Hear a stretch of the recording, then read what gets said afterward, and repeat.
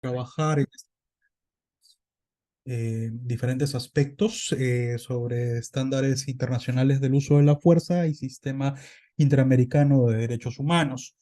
En atención a ello, entiendo de que si bien en matemáticas el orden de los factores no altera el producto, en este caso sí lo altera. No estamos en matemáticas, pero lo va a alterar, así que prefiero iniciar el día de hoy eh, una sesión hablando y familiarizándonos con aspectos del sistema netamente interamericano, cuáles son sus órganos y, bueno, una breve introducción previa respecto a lo que son los derechos humanos. Yo sé que ya todos son abogados aquí, que conocen el tema, pero siempre es bueno refrescarnos algunos aspectos porque por el día a día y la especialidad de la materia en la cual quizás ustedes desarrollan sus labores forenses, definitivamente a veces nos olvidamos conceptos fundamentales y siempre es bueno retornar a la base. En la clase del próximo lunes vamos a abordar ya con todo el tema de estándares internacionales sobre el uso de la fuerza. He reunido bastante material tanto para la clase de hoy, que ya la he compartido a la administradora del grupo, a efectos de que se las puedan dar juntos con las diapositivas, que van a complementar lo que buenamente pueda decir a lo largo de estas 2 horas. Y para la clase de la próxima semana también tengo materiales ya separados que he estado evaluando a efectos de que los puedan tener en consideración. La próxima semana vamos a hablar ya sobre los estándares interamericanos que, que ha establecido tanto la Corte Interamericana de Derechos Humanos como la Comisión Interamericana de Derechos Humanos, así como las propias Naciones Unidas. Y ustedes se preguntarán por qué, pero bueno, ¿por qué estos sistemas, tanto el interamericano y el tema del sistema universal de derechos humanos, ¿no? Bueno, la clase de hoy es para eso y familiarizarnos y recordar clases que quizás hemos visto desde la universidad en algunos casos. Permítame compartir mi pantalla, por favor, y comenzamos la clase en unos segundos.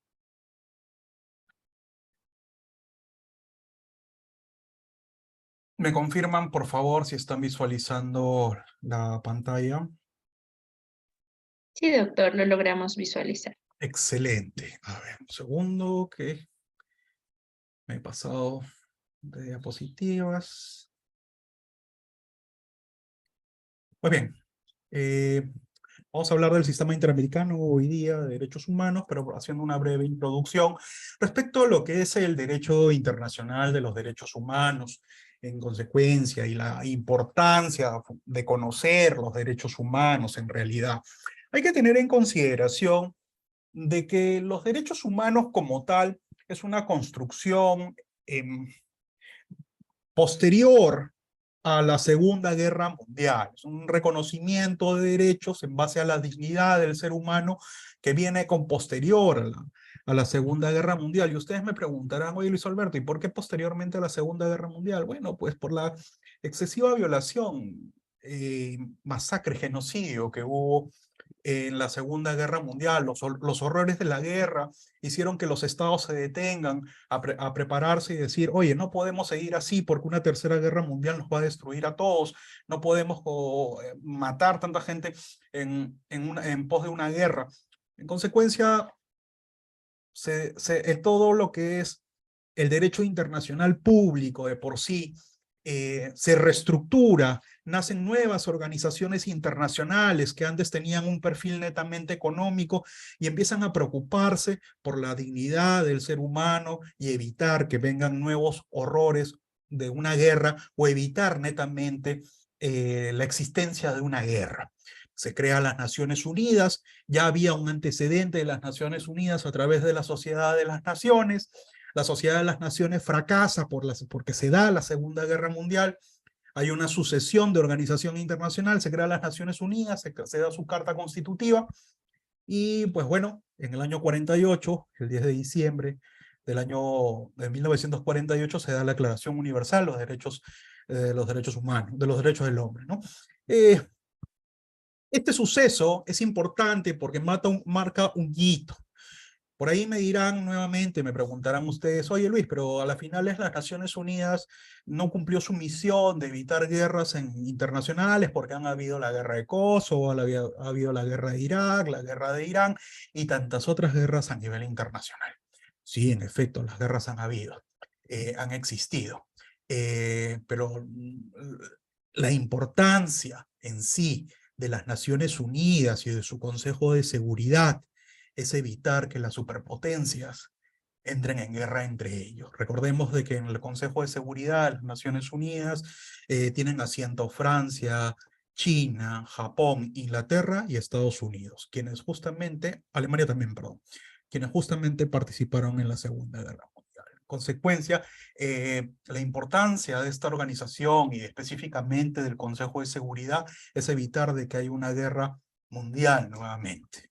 Las otras guerras han sido guerras entre países, han existido, incluso Perú estuvo en guerra con Ecuador por allá en el año 98. Pero ya vamos viendo y vamos marcando de que la importancia es no llegar a una guerra mundial, porque en esa guerra mundial va a haber excesiva violación de derechos humanos.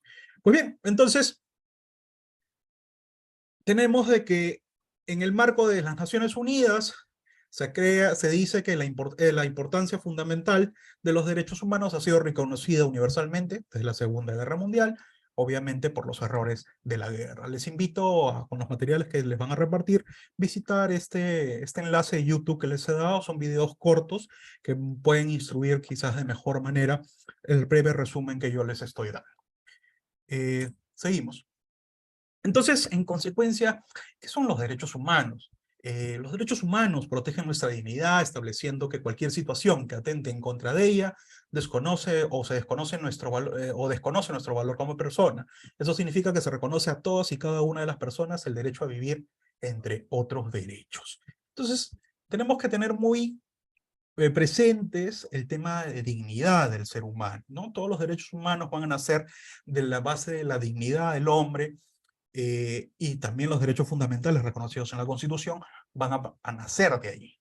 En buena cuenta, cuando se estudia derecho constitucional y analizamos los derechos principales que existen avalados en la propia Constitución, contenidos en la propia Constitución, entramos a las finales a reducirlos a que su base filosófica y filosófica se encuentra en la dignidad del ser humano como tal. Bueno, aquí hay un tema, una diapositiva que justamente responde la pregunta que son ¿qué son los derechos humanos? Eh, Nuevamente se habla de dignidad humana. Los derechos humanos son derechos que tiene toda persona en virtud de su dignidad humana. O sea, por ser simplemente ser humano, nosotros tenemos una bolsa de derechos que se han ido reconociendo y se seguirán reconociendo en el tiempo. Los derechos humanos son derechos inherentes a todas las personas, definen las relaciones entre los individuos y las estructuras de poder, especialmente el Estado, delimitan el poder del Estado y al mismo tiempo exigen que el Estado adopte medidas positivas que garanticen condiciones en las que todas las personas puedan disfrutar de sus derechos humanos. Pero, ¿qué medidas positivas se dan? Bueno, sencillamente cuando los derechos constitucionales son desarrollados, ya sea en una ley, ya sea en un reglamento normativo a través de un decreto supremo, se van dando ciertas obligaciones o se dan dando ciertos deberes.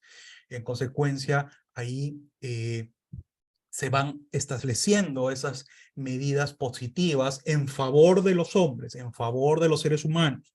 El Estado mantiene cierto cúmulo de obligaciones que tienen que ir siendo cumplidas. Nuevamente invito a visitar ese link que está ahí para complementar la información que les estoy brindando. Todas mis diapositivas, bueno, no todas, pero normalmente suelo adjuntar unos links en YouTube que nos pueden ir ayudando. Son videos tanto de las Naciones Unidas como del Sistema Interamericano de Derechos Humanos, en los cuales pueden ir complementando estas clases. ¿Qué más? Entonces ya sabemos que los derechos humanos nacen en virtud de la dignidad de los seres humanos, solamente por el hecho de ser tales. Pero, ¿qué características tienen los derechos humanos? Bueno, en realidad, señores, tienen eh, seis características,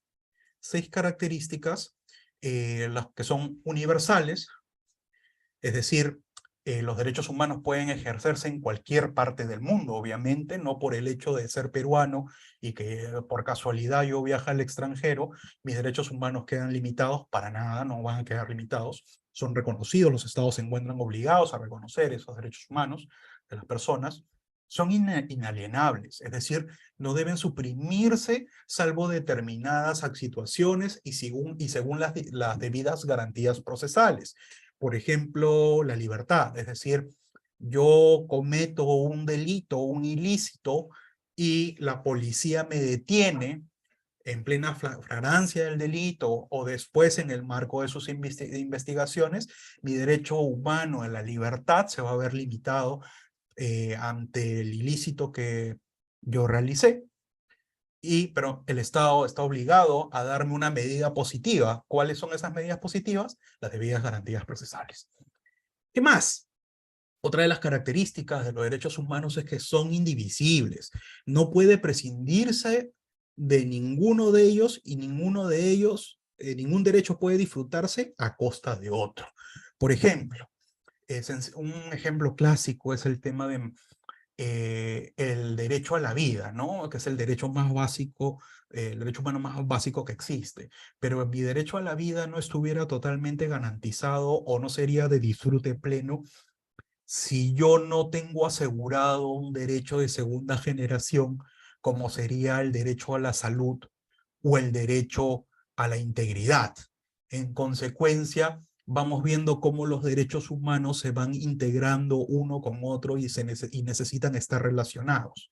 El Estado tiene que garantizar mi derecho a la salud, mi acceso universal a la salud, y también obviamente a la integridad. Nadie puede lesionarme, ¿no? O no, se encuentra prohibido de lesionarme. Ya para eso están las reglas del Código Penal. ¿Qué más? Igualdad y no discriminatorio, dice otra característica. Es decir, no permiten diferencias entre nacionales y extranjeros, no existen diferencias entre nacionales y extranjeros en materia de derechos humanos, no se permiten privilegios.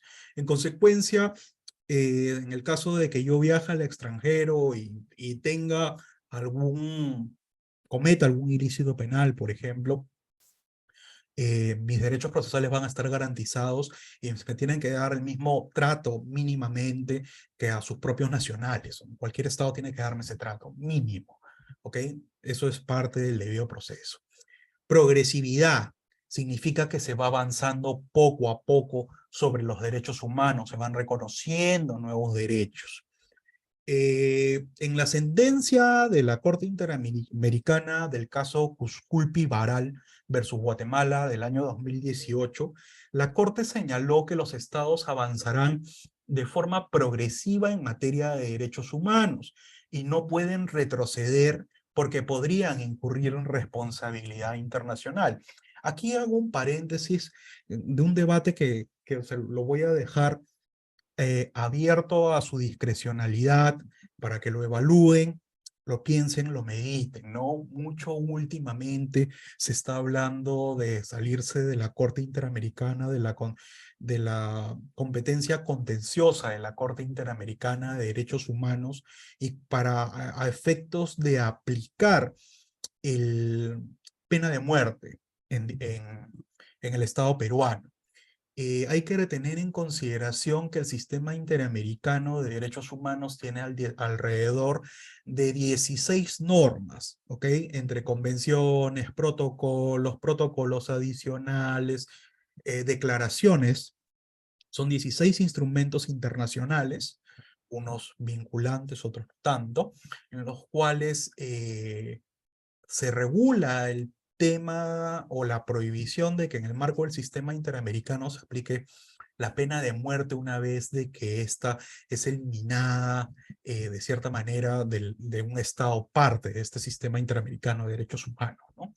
En consecuencia, basándonos en un principio de progresividad de los derechos humanos, no voy a señalar si estoy a favor o en contra, simplemente dejo la pregunta al aire de si, basándonos en este principio, podríamos no solamente salirnos de la Corte Interamericana, y de la competencia contenciosa, sino de aplicar medidas donde se aplique pena de muerte. La pregunta queda en el aire, ¿ok?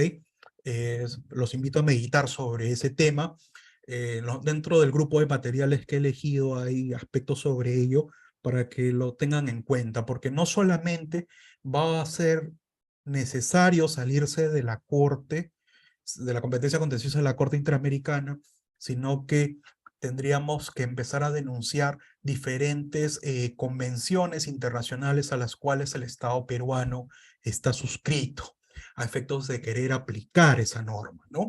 Pero todo el mundo habla sobre competencia contenciosa de la Corte Interamericana y no habla sobre las diferentes convenciones que hay que empezar a denunciar para poder salirse y no incurrir en responsabilidad internacional del Estado en el marco del derecho internacional de los derechos humanos, ¿no?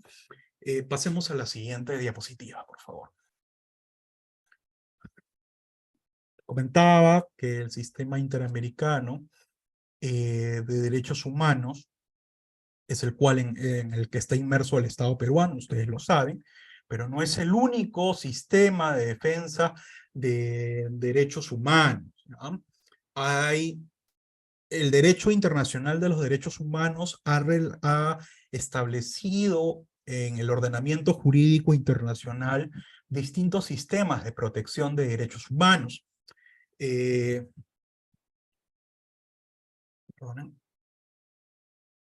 Tenemos entre esos sistemas un sistema de característica universal que se maneja en el marco de las Naciones Unidas, que es la organización internacional por antonomasia, más reconocida y demás, ¿no?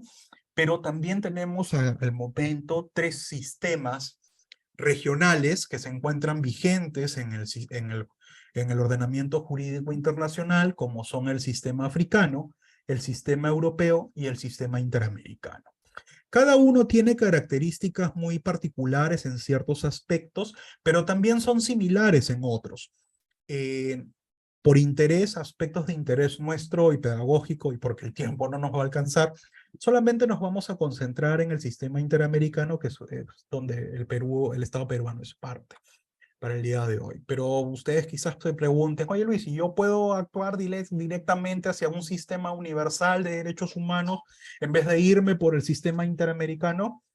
La respuesta es sí, efectivamente. O sea, los sistemas están ahí, se puede aplicar de una u otra manera, pero el sistema regional, el sistema interamericano, de cierta manera funciona y es más rápido que en los tiempos, que los tiempos que pueden manejar las Naciones Unidas, ¿no? Cuando hay una violación de derechos humanos.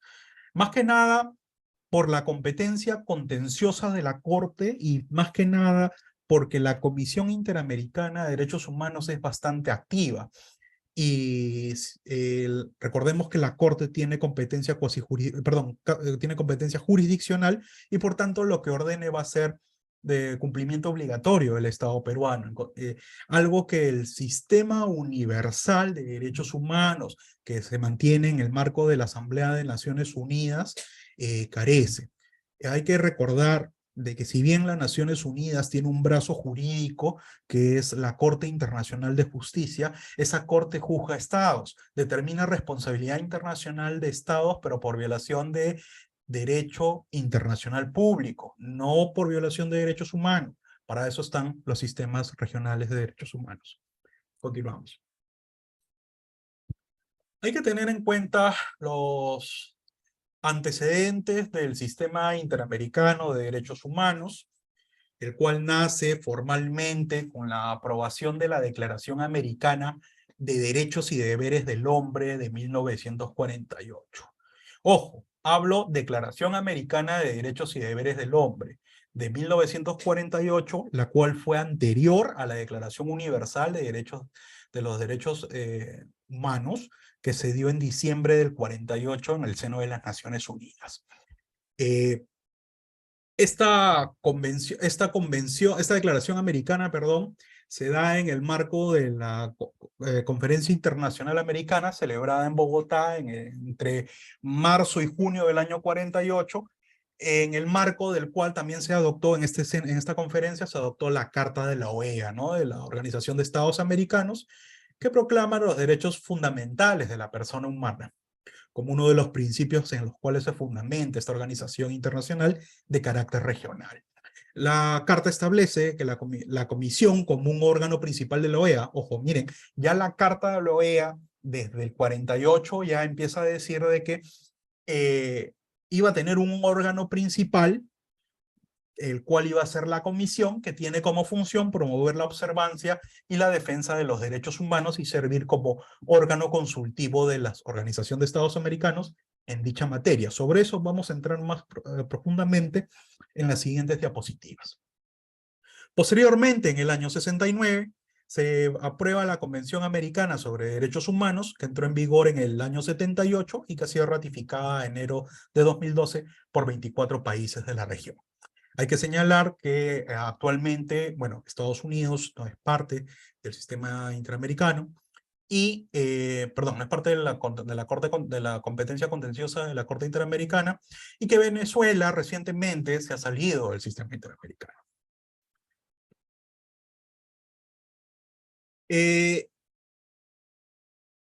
La definición del sistema interamericano de derechos humanos como tal trae a colación que este sistema reconoce y define los derechos consagrados en los instrumentos internacionales que este sistema mantiene. Ya les dije que son alrededor de 16, ¿no? Entre declaraciones, convenciones, protocolos adicionales.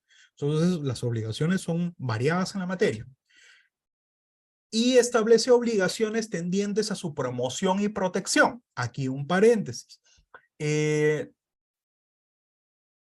Las normas que ha emitido el Sistema Interamericano de Derechos Humanos, si bien protegen los derechos humanos de todas las personas, también en el marco de sus protocolos y otros instrumentos normativos internacionales, han regulado aspectos básicos o mínimos respecto a los derechos humanos de poblaciones vulnerables.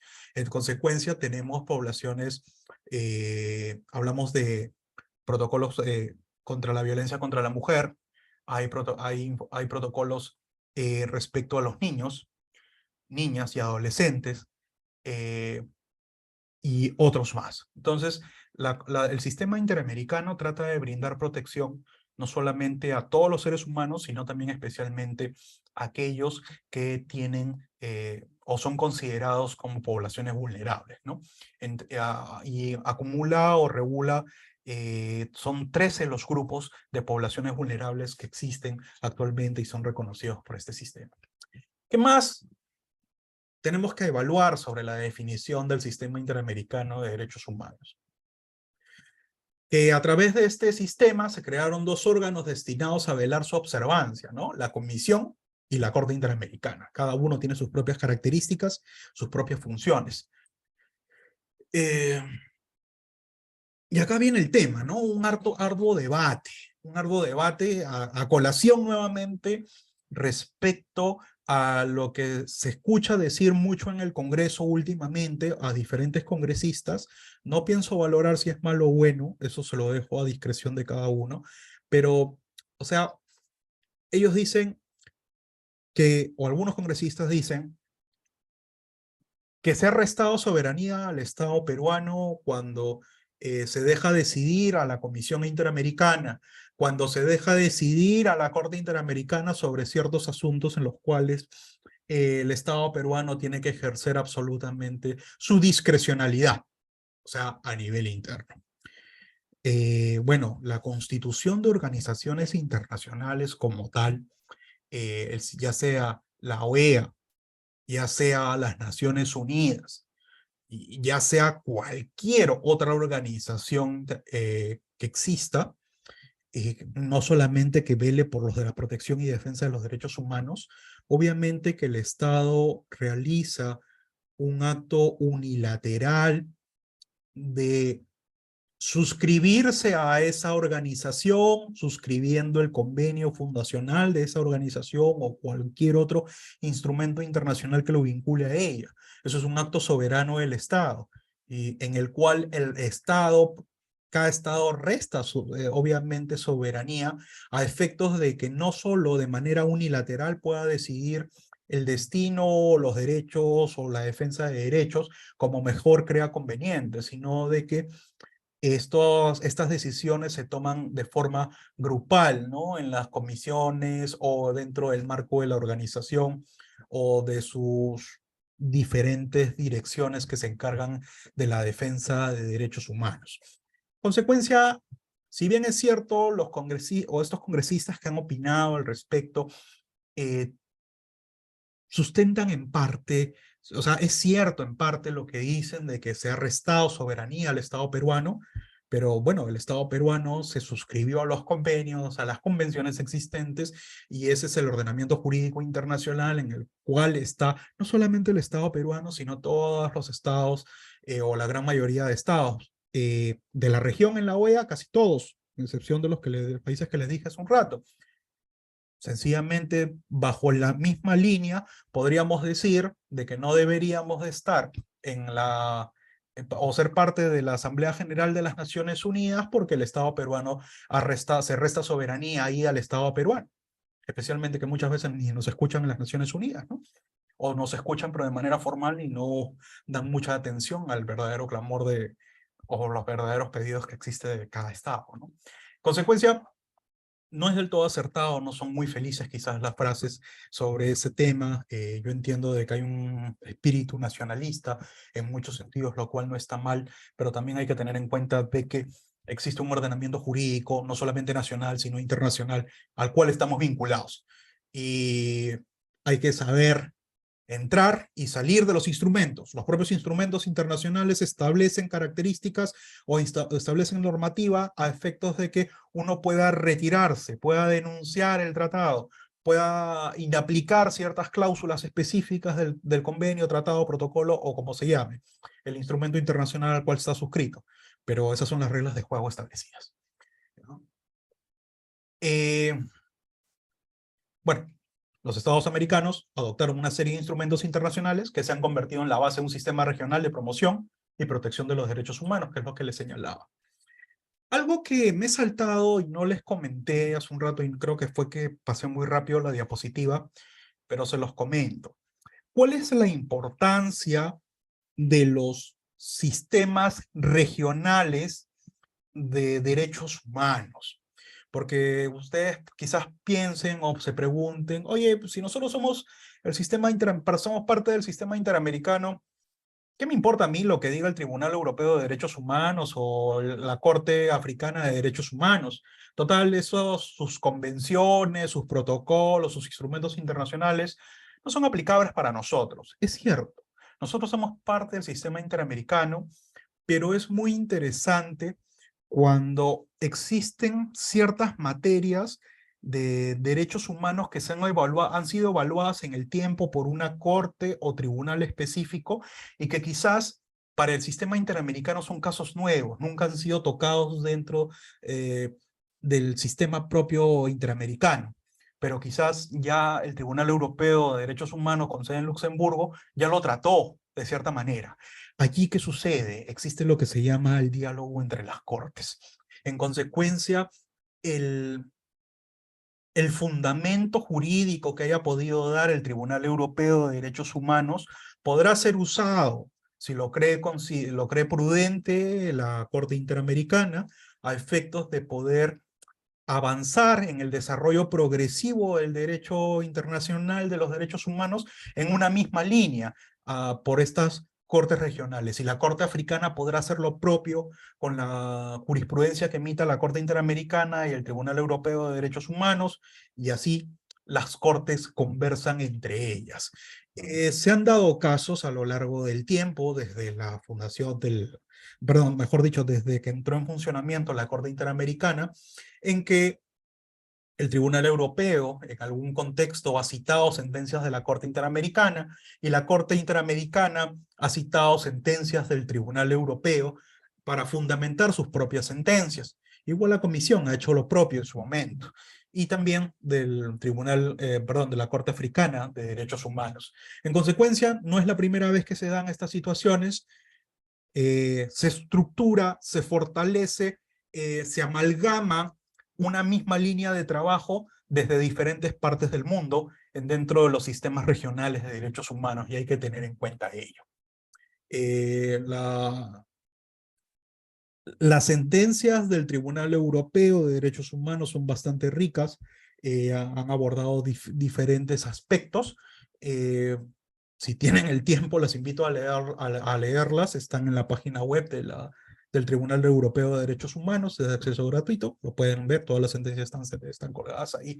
Y bueno, la Corte Interamericana tiene muchísimas sentencias también para poder ver, y son bastante interesantes cuando se hace control de la convencionalidad respecto a si el Estado peruano tiene algún dispositivo normativo, ya sea una ley, un reglamento u otra norma de carácter infralegal, que no resista el control de la convencionalidad. No basta el control de la constitucionalidad, sino también el control de la convencionalidad a efectos de determinar si cierta norma atenta contra alguna de las normas internacionales que rigen el sistema interamericano, ¿no? Es bastante interesante.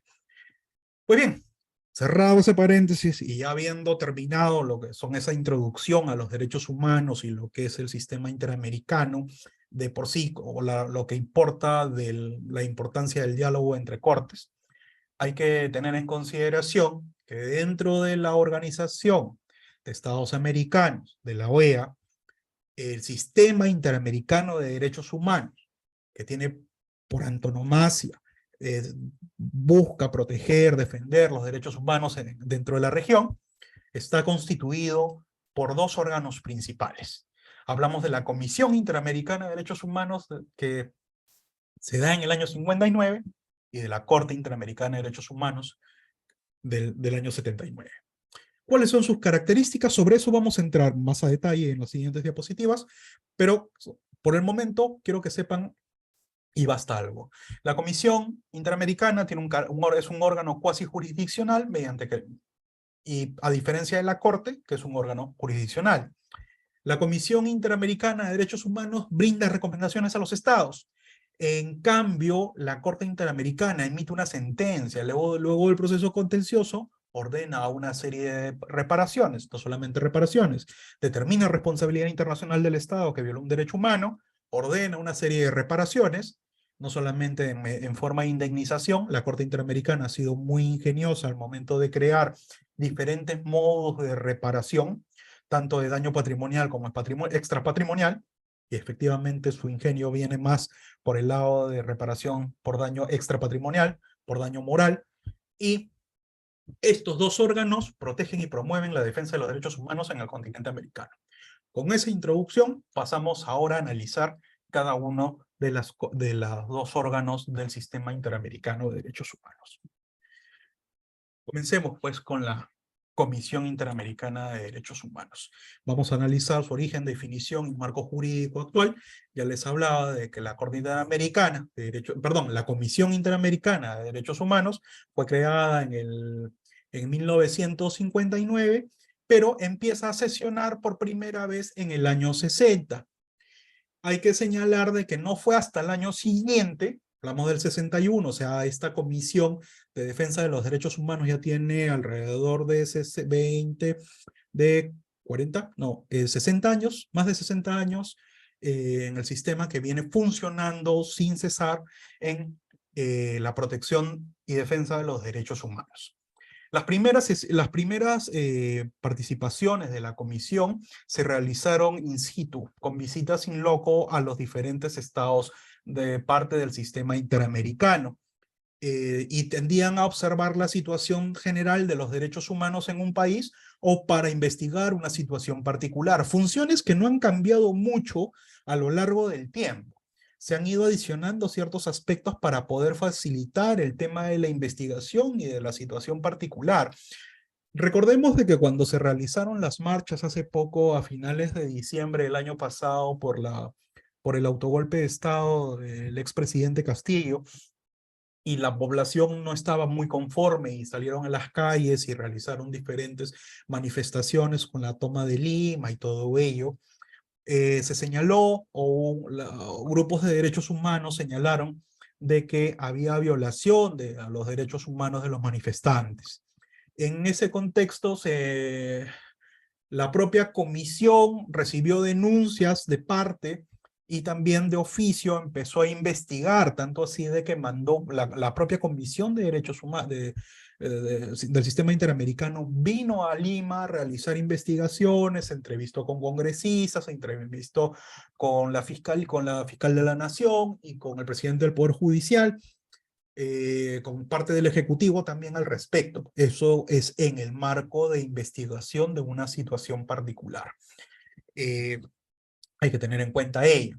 Esas funciones no han cambiado, siguen siendo las mismas, se han ido potenciando, porque en un principio, digámoslo así, la comisión tenía esta situación general de verificar, investigar una situación particular, pero ok, emitía un informe y si ese informe no tiene un carácter no vinculante, porque ya hemos señalado que una de las características es de que emite recomendaciones. Estas recomendaciones sí generan una carga al Estado. No es de que la comisión emite las recomendaciones en el informe y el Estado no tiene que hacer absolutamente nada. Sobre eso vamos a entrar más a fondo en las siguientes diapositivas.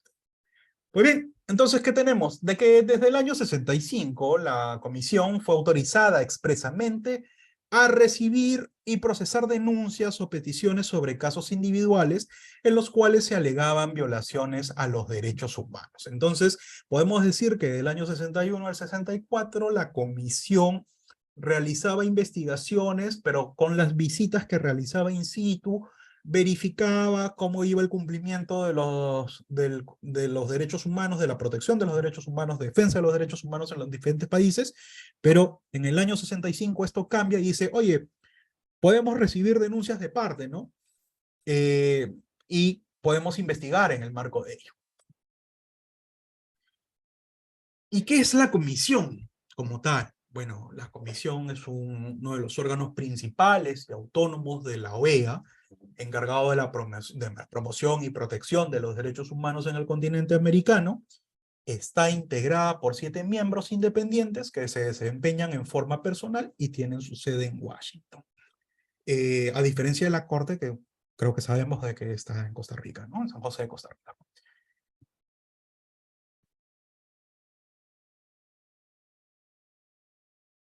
Hay que tener en cuenta el marco jurídico que habilita a la comisión como tal se da dentro de la Declaración Americana de los Derechos del Hombre y de la Novena Conferencia Internacional Americana celebrada en Bogotá del 48, donde también decía en la introducción que se aprueba la Carta de la OEA que proclama los derechos fundamentales de la persona humana como uno de los principios en que se funda esta organización, ¿no?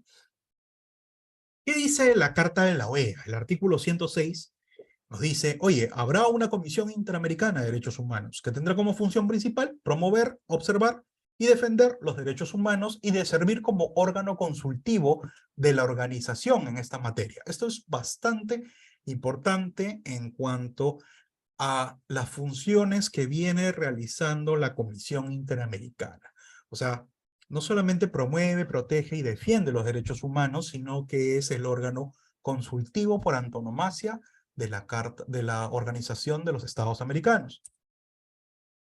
Esta comisión obviamente tiene un reglamento, un estatuto y un reglamento en las cuales fundamenta su quehacer, regulan las acciones que se adopta, el procedimiento en el marco del seno de la comisión cuando recibe una denuncia y cómo esta denuncia va avanzando en el marco del íter procedimental pauteado, obviamente, por esta organización internacional a través de la Comisión Interamericana de Derechos Humanos, ¿no? Este estatuto fue aprobado por la resolución 447, adoptado por la Asamblea General de las Naciones de la OEA, perdón, en su noveno periodo de sesiones, celebrado en La Paz el año 79. Posteriormente, el reglamento ha tenido varias modificaciones, los cuales han complementado lo que es el estatuto, y más o menos les explico cómo es, si es que no han tenido posibilidad o parte de verificar cómo se realizan estos temas. agotada la vía interna, sobre eso vamos a entrar más a detalle, ¿no? Pero agotada la vía interna de un justiciable, imaginemos el caso de un pensionista de la ONP, el cual solicita a través de su procedimiento administrativo que se le otorgue su pensión. La ONP dice, no, no tienes derecho a pensión, no cumples con la cantidad de años y con la cantidad de aportes, que necesitas. Este justiciable, esta persona, este adulto mayor, recurre, agotada la vía administrativa, a la sede judicial y la sede judicial no le da la razón. Por ahí podría recurrir, ya sea después del contencioso o ya sea vía amparo. Después del amparo, podría recurrir quizás un recurso de agravio constitucional, pero el Tribunal Constitucional tampoco le da razón, imaginemos. Consecuencia, agotada la vía interna, recién se encuentra habilitado esta persona para poder ir ante el Sistema Interamericano de Derechos Humanos. ¿Cómo? ¿A la Corte directamente? No, todo tiene que pasar previamente por la Comisión Interamericana de Derechos Humanos. El justiciable solicita, presenta una denuncia diciendo que el Estado peruano ha violado su derecho a la pensión y que como consecuencia de ello no la está pasando bien. Obviamente, es una persona adulta mayor, necesita mantenerse, necesita tener acceso a la salud, no tiene seguro, obviamente, bueno, podría atenderse vía SIS, pero cuando le correspondía el tener seguro social, porque pensión, obviamente, que él reclama. La comisión investiga, pero lo que sucede es de que la comisión, dentro del marco de sus investigaciones, lo primero que realiza es solicitar a la Cancillería, es decir, al Ministerio de Relaciones Exteriores, manda una copia de la denuncia planteada y le dice, oye, Ministerio de Relaciones Exteriores, tengo esta denuncia de un ciudadano peruano, por favor, comunica esta denuncia a las entidades que están vinculadas, en este caso la ONP, a efectos de que diga si puede, entre distintas consultas que realiza, si puede llegar a una solución amistosa con el justiciable. Piden información sobre los procesos judiciales en los cuales esta persona ha estado vinculada con la entidad, cuál es el estado de esos procesos judiciales, a efectos de tomar una decisión. Y allí entra también el Ministerio de Justicia, toda vez de que la defensa del Estado la hará el Procurador Supranacional. Perdón, el Procurador Supranacional. Entonces, la ONP es bastante interesante porque ahí funcionan Cancillería, Ministerio de Justicia y las entidades vinculadas. Las respuestas van vía Ministerio de Justicia, Cancillería, Comisión Interamericana, y en base a eso la comisión evaluará y emitirá su informe con recomendaciones o cerrando el caso. Simplemente quería que tengan el panorama, sobre eso vamos a entrar más adelante con quizás un mayor detalle. Como les decía, el reglamento ha sido modificado a lo largo del tiempo, se han ido potenciando, desarrollando más las facultades que tiene la Comisión Interamericana, y siendo la última modificatoria del reglamento data del año 2013. ¿Cuáles son las naturalezas y funciones de la conformación de la Comisión Interamericana de Derechos Humanos? Les invito a ver ese video con las diapositivas ya en casa y más tranquilos. Son videos cortos, este video dura casi 3 minutos, que es de la propia Comisión Interamericana de Derechos Humanos, donde se hablan estos aspectos más resumidos, ¿no? Pero bastante interesante. Ya hemos dicho de que la Comisión Interamericana es un órgano autónomo de la OEA y tiene como funciones principales promover la observancia y defensa de los derechos humanos. Y sirve como órgano consultivo de la OEA en materia de derechos humanos. Hay que señalar que la Comisión representa a todos los Estados miembros que integran la organización. Obviamente, hemos señalado también que la Comisión tiene 7 miembros, y de diferentes nacionalidades que corresponden a los países del sistema interamericano, y hay que tener en consideración algo. Si bien es cierto, cada uno de los miembros de la comisión tienen una nacionalidad, por ahí hay una peruana, hay una uruguaya, una guatemalteca, etcétera, etcétera, etcétera. Cuando son partes de la comisión, ellos representan a la organización como tal y no al estado de donde vienen. Hay que tener en cuenta ello, ¿no? Para mantener la objetividad correspondiente a cada caso. ¿En qué se diferencia con la Corte Interamericana? Bueno, hemos señalado hace un rato dos diferencias principales que con que se vayan con eso a casa esta noche voy a estar bastante contento, en el sentido de que la comisión tiene una función cuasi jurisdiccional en tanto que emite recomendaciones. En cambio, la Corte Interamericana ejerce una función jurisdiccional, emite una sentencia y la sentencia tiene que ser cumplida al Estado al cual se le ha determinado una responsabilidad internacional por violación de derechos humanos. Está obligado, compelido a cumplir con la sentencia, porque ante el incumplimiento de la sentencia, ese Estado nuevamente incurre en responsabilidad internacional por obviamente resistirse al cumplimiento de una orden jurisdiccional. Pero no solamente es su única función de la Corte, la función también tiene, la Corte tiene una función consultiva. La Comisión Interamericana de Derechos Humanos es un órgano principal y autónomo de la OEA, que yo se lo he dicho, encargado de promoción y protección de los derechos humanos en el continente americano. Entonces ya sabemos las diferencias que existen entre un órgano y otro de la Corte. Y por ahí preguntarán, oye Luis, y para asegurar que la defensa de los derechos humanos en el marco de la comisión, en el marco de la investigación, la comisión como tal podría ordenar algún tipo de medida preventiva, una medida cautelar quizás? Sí, en efecto. La comisión a iniciativa propia o a solicitud de parte en el marco de la investigación que realiza puede adoptar medidas cautelares. Estas medidas cautelares tienen que darse siempre y cuando guarden conexidad con una petición o caso y se relacionarán con situaciones de gravedad, o sea, con situaciones graves, urgentes, que presenten un riesgo de daño irreparable. Muy similar a lo que es el derecho interno y la utilización de medidas cautelares en los procesos judiciales, ¿no? Por ejemplo, un caso específico, imaginemos el caso de una persona sentenciada a muerte que ha presentado un recurso extraordinario.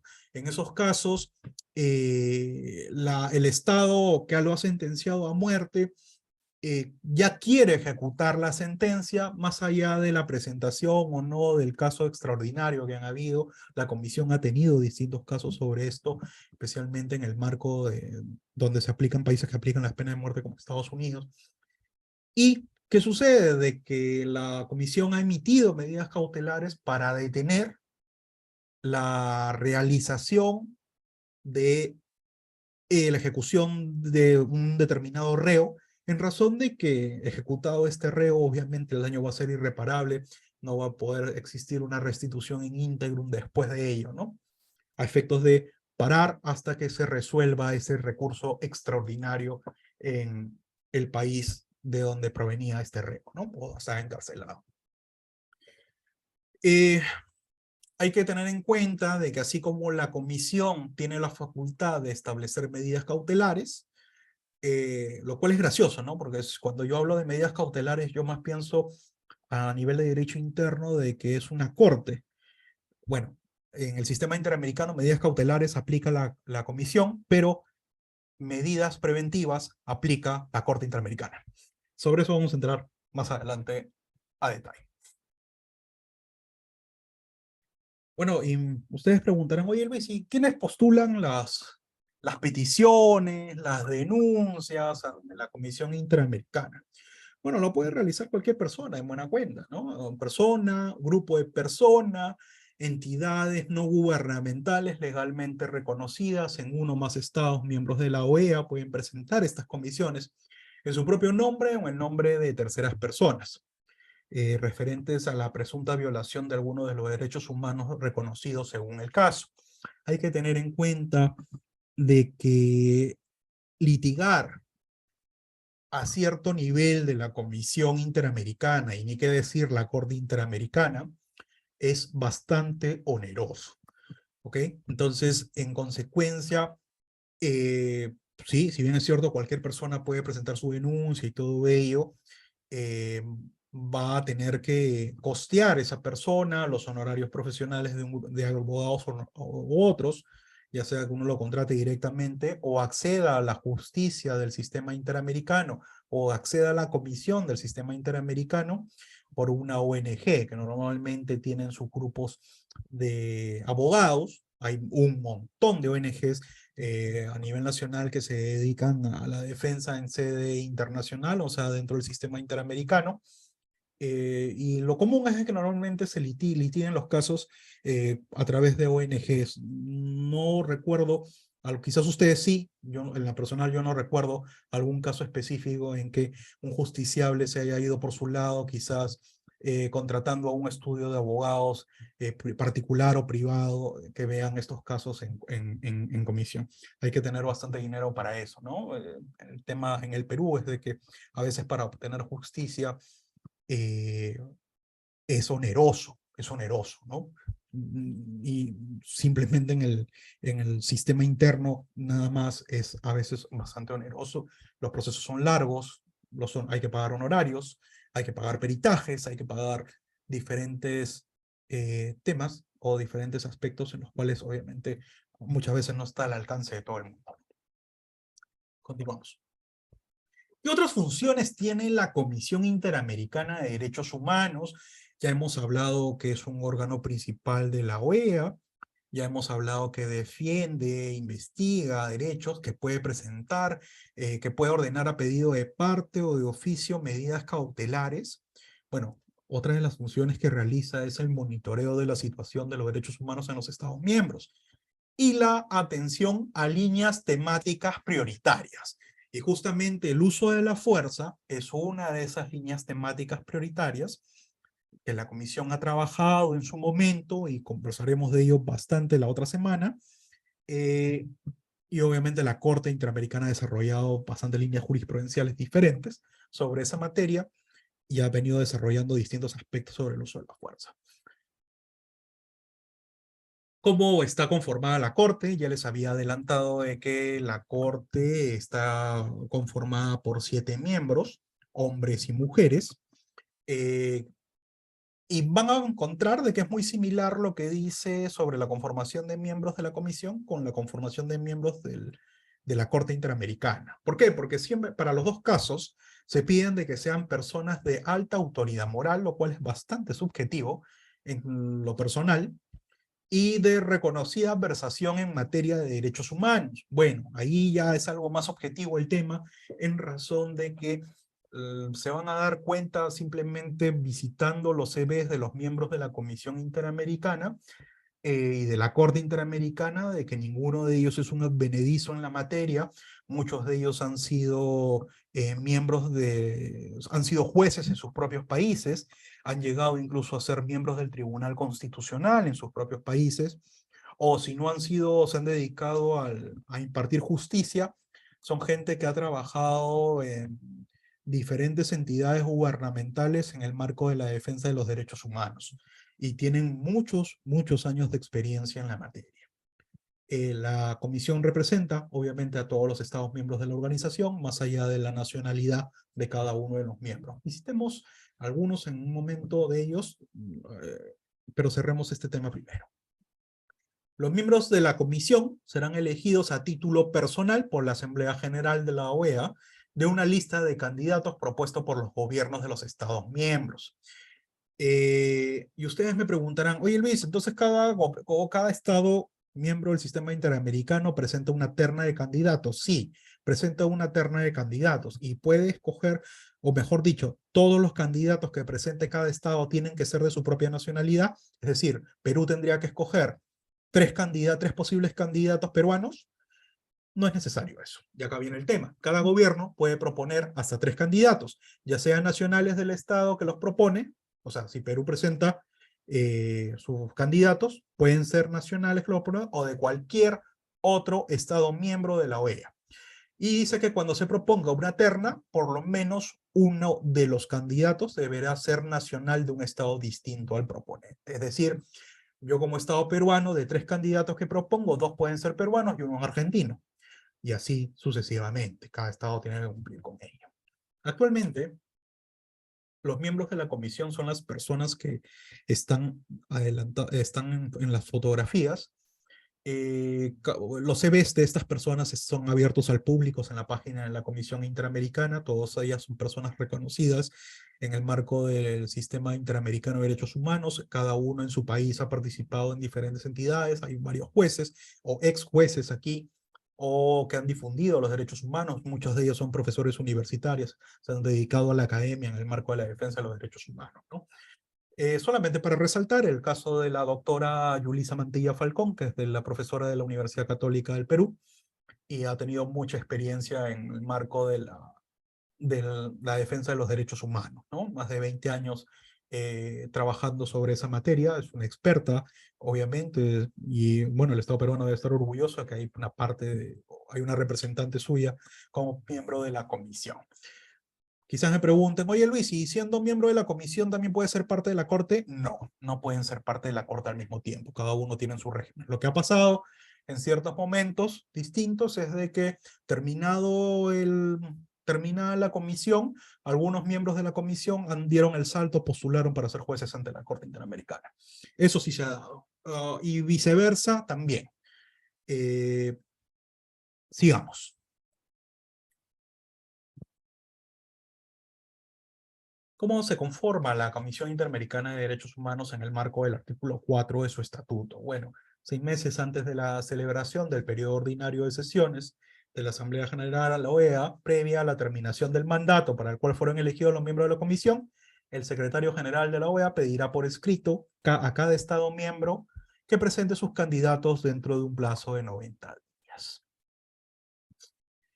Entonces, más o menos ya hemos hablado de lo que es la comisión, su naturaleza, organización, sus miembros, sus funciones. Pero hablemos de los mecanismos que utiliza la Comisión Interamericana de Derechos Humanos para la defensa para la defensa de esta clase de derechos. ¿Cuáles son los informes de país, los informes temáticos que realizan? Bueno, dentro del marco de los mecanismos de monitoreo que emplea la comisión, hablamos de que utiliza una serie de mecanismos especiales para dar seguimiento a la implementación de sus recomendaciones realizadas ante situaciones específicas como una práctica novedosa en el contexto del derecho internacional de los derechos humanos. La iniciativa exitosa del mecanismo especial de seguimiento, así se llama, mecanismo especial de seguimiento. Nuevamente traigo a colación el caso de las marchas, vino los representantes de la comisión, realizaron las investigaciones, emitió su informe la comisión y le dijo al Estado peruano, oye, Estado peruano, se ha visto de que ha habido violaciones de derechos humanos en el marco de las marchas que hubieron entre diciembre y marzo de este año, entre diciembre y enero del año pasado y este. En consecuencia, una de las recomendaciones que dio la Comisión Interamericana fue de que tanto las Fuerzas Armadas como la Policía Nacional del Perú sean capacitadas en materia de derechos humanos, a efecto de que las intervenciones se realicen respetando los derechos humanos de las personas que realizan protesta, ¿no? Obviamente todo tiene sus límites, y si hubo exceso exceso del uso de la fuerza, creo que eso es un tema que no me compete decirlo a mí. Cada uno tiene sus propias ideas o lo que considera y se respeta completamente. Pero eso fue una de las recomendaciones que dio la comisión. Y por ahí me preguntan, pero si Luis, no tiene, la Comisión Interamericana solo da recomendaciones, no es obligatorio, no tiene la característica de sentencia ese informe. Sí, es correcto, pero no cuando la Comisión Interamericana suelta ese informe y lo notifica al Estado al cual va dirigido, el Estado peruano está sujeto a una carga. Es decir, el hecho de incumplir las recomendaciones lo pone en una situación desventajosa en el marco de la comunidad internacional, porque se podría ver de que el Estado peruano, para el caso del ejemplo, no cumple con las recomendaciones que dio la Comisión Interamericana, que es un país que si bien es parte del sistema interamericano, no cumple con lo ordenado por uno de sus órganos y en consecuencia sería mal visto por la comunidad internacional, ¿no? En su conjunto. Entonces, esa situación desventajosa que podría repercutir en otros aspectos para cuando se quiera firmar un tratado internacional o otro instrumento de protección de los derechos humanos, ponen en desventaja al Estado peruano. Por tanto, lo recomendable es tratar de cumplir lo que la Comisión señala en sus recomendaciones, en sus sugerencias, a efectos de no estar en esa situación negativa, ¿no? Eso es más o menos lo que se sugiere o recomienda en estas situaciones. Los mecanismos especiales de seguimiento facilitan un análisis holístico de las decisiones y recomendaciones de la Comisión, permiten dar una expresión pública del caso o la situación y proveen el seguimiento periódico y sistemático del tema, lo que resulta en un seguimiento más profundo y enfocado por parte de la Comisión. Aquí vamos a otro aspecto. La Comisión emitió su informe, tal cual, dando una de las recomendaciones, la que ya dije, y se olvida del caso, encarpeta el expediente y lo archiva, y se olvidó. No, la comisión va a estar continuando, revisando, viendo si cumplió, el Estado peruano cumplió, y va a pedir información nuevamente a través de Cancillería, a través de los ministerios correspondientes o entidades correspondientes, si el Estado peruano realizó alguna acción. Va a pedir información para el caso de la recomendación, si brindó efectivamente la capacitación a los policías en materia de derechos humanos, si brindó la capacitación a los militares o personal de las Fuerzas Armadas que participaron en protegiendo al Estado o al gobierno dentro en el marco de las marchas. Esa información la tiene que dar. La comisión verifica, su trabajo no termina con la emisión del informe y las recomendaciones, sino que continúa hasta verificar específicamente de que, si no todas, la gran mayoría de las recomendaciones, el Estado correspondiente las haya cumplido. Peticiones, denuncias y medidas cautelares. Ya les había dado el ejemplo, ¿no? De la petición, cómo entra, cómo se realiza, ¿no? Pero mediante la presentación de una petición ante la Comisión Interamericana, las personas que han sufrido violaciones de sus derechos humanos pueden obtener ayuda ante la comisión, la cual investiga la situación y puede formular recomendaciones al Estado responsable para que se restablezca el goce de los derechos en la medida de lo posible. ¿Para qué? Para que esos hechos no vuelvan a ocurrir en el futuro, para que los hechos ocurridos se investiguen y se reparen. Ahí podemos hablar del deber de justicia, podemos hablar de una forma de reparación que es el brindar garantías de no repetición también, ¿no? Obviamente que esas modalidades de reparación se realizan en el marco de la Corte, pero aquí tienen su sustrato, tienen su fundamento. La Corte, recibida la denuncia y al realizar una evaluación previa, realiza un informe de admisibilidad, donde se aprueba si una petición satisface los requisitos de admisibilidad establecidos en el artículo 46 y 47 de la Convención Americana sobre Derechos Humanos, según el procedimiento establecido en los artículos 30 y 36 del reglamento. Es decir, si tú eres una persona que litiga en el marco del sistema interamericano, toda petición, o llámala denuncia si lo quieres así, tienen que cumplir esos requisitos de admisibilidad, así como el Código Procesal Civil establece los requisitos de una demanda, es exactamente lo mismo, o es un mejor símil que podría haber. En caso de que se apruebe un informe de admisibilidad, la petición se convierte en un caso, se le asigna un número de caso e ingresa a la etapa de fondo. Ojo, una etapa de fondo dentro del marco de la comisión. Todavía el caso no ha pasado a corte. Bueno, ya hemos hablado también de que la comisión puede interponer medidas cautelares, el cual es un mecanismo de protección mediante el cual se solicita que a un Estado que proteja a una o más personas que estén en una situación grave y urgente de sufrir un daño irreparable. Si hacemos el símil con la normativa interna, bueno, sí, va por ahí, ¿no? Dentro de las características que se realizan. Con sus diferencias, pero son algo similar. Cualquier persona u organización puede presentar una solicitud de medida cautelar a favor de una persona o de un grupo de personas identificados o identificables que se encuentren en una situación de riesgo. Pero ojo, hay que contar con el consentimiento de la persona a cuyo favor se interpone la solicitud, o en su defecto que se justifique razonablemente la imposibilidad de obtenerlo. En el caso, por ejemplo, del preso sentenciado a muerte o del reo sentenciado a muerte, recuerdo un par de informes de la comisión, leí hace bastante tiempo atrás, donde era una ONG que estaba solicitando ese tema y le habían impedido a, a estos representantes de la ONG poder hacer que el reo firme el pedido. Y la comisión avaló el pedido y emitió la medida cautelar correspondiente.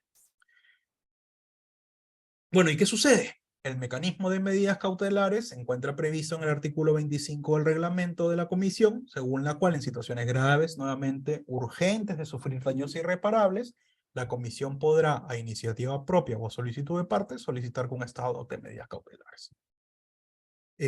Bueno, vamos avanzando un poco porque ya nos queda corto el tiempo para evaluar lo que es la Corte Interamericana. Ah, ya, perfecto, aquí está. Hablábamos hace un momento de los dos órganos principales del sistema interamericano. Uno es la Comisión, que ya lo hemos agotado hace breves diapositivas atrás, y ahora tenemos que entrar al marco de la Corte Interamericana.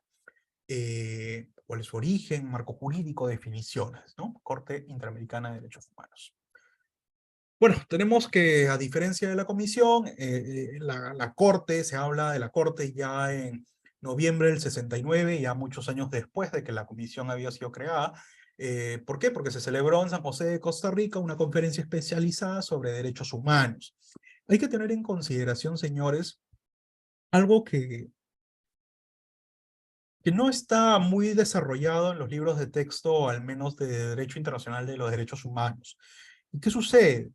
De que anterior a la época de las Naciones Unidas, anterior a la generación de los derechos humanos como tal, que se dan en el año 48 para adelante, el sistema interamericano y lo que fue previo al sistema interamericano, o sea, antes de la creación del sistema interamericano, era usual que los países de la región realizaran conferencias. Hablaban de las conferencias panamericanas o conferencias interamericanas, donde se regulaban distintos aspectos del derecho internacional público, privado y lo que vendría a ser derechos diplomáticos o derechos de los nacionales que cometían infracciones, digámoslo así, en el extranjero.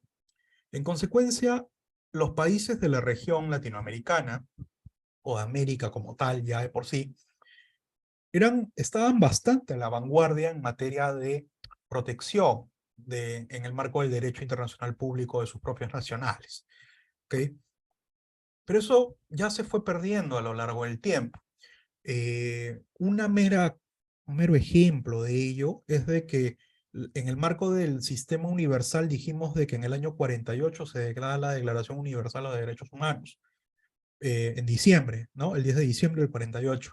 Pero ya en el marco de la Convención Americana de Derechos y Deberes de los Hombres, perdón, Derechos y Deberes, sí, de los hombres, fue con meses de antelación, y eso fue con una preparación entre marzo y junio.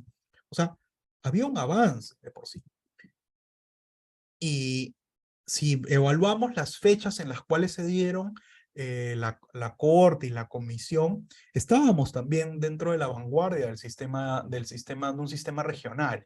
Ya después se da el Tribunal Europeo y el Tribunal, la Corte Africana de Derechos Humanos. A lo que voy aquí es de que, y lo que quiero rescatar en buena cuenta, es de que eh, todas esas conferencias que se dieron desde finales de los años 1800, hablamos de 1890, me parece que fue la primera conferencia, son bastante importantes para el desarrollo de lo que es el sistema de derecho, perdón, los derechos mejor dicho, disculpen, el derecho internacional público y lo que sería la forma primitiva de lo que son los derechos humanos, porque hablamos de que estamos en 1890 para adelante, ¿ok? Entonces, si tienen la oportunidad de leer lo que se debatía en esas conferencias panamericanas o interamericanas que están en internet, los documentos son de acceso público, es bastante interesante porque muchos aspectos todavía se mantienen a la fecha. Eso es lo que quería rescatar y disculpen que me haya salido un poco el tema, pero era un paréntesis que tenía en la mente y quería compartirlo con ustedes. Bueno, sigamos con el tema de la Corte Interamericana, ¿no? En esta conferencia especializada interamericana sobre derechos humanos, los delegados de los Estados miembros de la organización redactaron la Convención Americana sobre Derechos Humanos, que entró en vigor en julio del 78, ¿no? Hay que señalar que la Corte se crea en virtud del artículo 33b de la Convención Americana sobre Derechos Humanos para salvaguardar los derechos consagrados en esta. La sede de la Corte Interamericana está en San José de Costa Rica. Esta sede fue establecida en el año 79 y la Corte está compuesta por 7 jueces elegidos como expertos independientes por un periodo de 6 años. Y estos pueden ser reelectos una sola vez. Paréntesis nuevamente, yo les dije que la Comisión Interamericana, ojo, Comisión Interamericana tenía 7 miembros. Se me olvidó señalarles que habían solamente 6 fotos. Están en procedimiento de escoger al nuevo miembro. Por eso solamente he puesto 6. Regresemos nuevamente a la Corte. La Asamblea General de la OEA, en el año 78, recomendó aprobar el ofrecimiento formal del gobierno de Costa Rica para que la sede de la Corte se estableciera en este país. Recordemos de que la Comisión tiene sede en Washington, pero la Corte Interamericana se establece en Costa Rica. La ceremonia de instalación de la Corte se realizó en San José el 3 de septiembre del año 79. Y aquí tengo que adicionar algo. ¿Por qué estos datos históricos son importantes? Porque van desarrollando el tema de forma progresiva lo que es la defensa de los derechos humanos en la región. Antes teníamos una comisión que data con posterioridad del año 48 y ya tenemos una corte. Entonces, eso es un avance. En 20, 30 años se da la corte y empieza a funcionar, se instala y empieza a funcionar. La corte se instala en septiembre del 79 y ya empieza a sesionar a partir del año siguiente, donde emiten una de sus primeras sentencias con posterioridad. Hay que tener en cuenta algo. Dentro del marco del sistema interamericano y para los interesados en estos temas del sistema interamericano, la Comisión Interamericana de Derechos Humanos realiza un curso en el marco de la OEA, es un curso anual de Derecho Internacional Público y de Derecho Internacional de los Derechos Humanos. Evalúan diferentes aspectos. Ese curso se dicta en Río y en esta semana lo dictan normalmente entre la primera y hasta de primera a la tercera semana de agosto. O sea, en este momento lo están dictando en Río. Estén atentos a las convocatorias que se realizan porque ustedes pueden participar. Lo normal es de que esto sea a través de beca, ¿ok? Pero si están interesados en estos temas, yo les recomiendo mucho de que puedan postular a estos. Y también, si no, lastimosamente no llegan a obtener la beca, pero tienen el dinero y quieren postular, pueden hacerlo también, ¿no? Y bueno, la comisión hace la invitación y los participantes solamente tienen que mandar un correo, los que van a ir con su propio dinero y aplicar. Las becas son a través del Concitec, la pueden realizar, pueden ir. Son clases donde invitan profesores o grandes eminencias en materia de derecho internacional público, privado y derecho internacional de derechos humanos y también derecho internacional humanitario. Con ello ustedes pueden participar. Es bastante interesante porque van gente de toda la región, donde pueden compartir sus experiencias al respecto. Si lastimosamente no pueden ni lo uno ni lo otro, de ir por la beca o ir por su propio pecunio, ya sea por trabajo u otras obligaciones, les comento que en la página web de la OEA están los cursos de Derecho Internacional que se vienen dictando desde el año 78 o 79 hacia adelante. Todos están para descargar en PDF. Su lectura en serio es bastante enriquecedora y les va a poder dar un matiz más grande o más amplio de los temas que estamos viendo ahora y de todos los temas históricos de cómo se ha venido desarrollando el tema de derecho internacional de los derechos humanos en el marco del sistema interamericano, ¿no? Es bastante interesante. Están todos los anuarios, les sugiero, también eh, dentro de la página de la OEA van a encontrar una biblioteca virtual grande porque es normal que tanto Comisión como Corte Interamericana emiten bastante información sobre la protección de derechos humanos, ¿no? Y especialmente sobre protección de poblaciones vulnerables en el marco de los diferentes instrumentos internacionales que se han venido suscribiendo a lo largo del tiempo. O sea, si están haciendo una investigación, tesis, artículos sobre esta materia, pasar por la página web de la OEA les va a servir bastante, van a encontrar bastante información para descarga gratuita y para lectura, ¿no? Ese es el paréntesis que hago y continuamos, señores.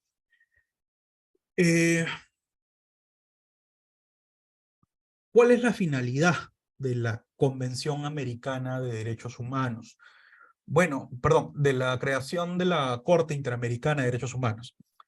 Con el fin de salvaguardar los derechos esenciales del hombre en el continente americano, la Convención instrumentó obviamente a los órganos competentes para conocer las violaciones de los derechos humanos, Comisión y Corte.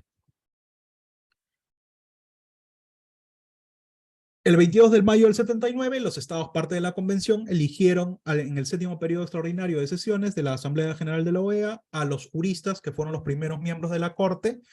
Ya sobre eso ha pasado bastante agua bajo el río, o por el río.